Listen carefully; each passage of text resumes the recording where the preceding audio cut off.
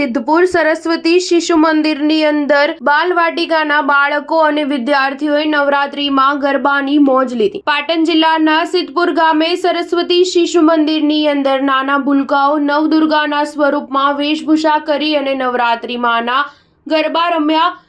સિદ્ધપુરની અંદર શ્રી સરસ્વતી શિશુ મંદિર સ્કૂલમાં આજ રોજ નવરાત્રીના ત્રીજા દિવસે સ્કૂલની અંદર નાના બાળકો અને બાલિકાઓ માં અંબાના નવદુર્ગાના ગરબા રમી નાના ભૂલકાઓ વેશભૂષામાં રહી અને નવદુર્ગા સ્વરૂપ બની માની આરતી કરી ગરબે ઘૂમ્યા હતા।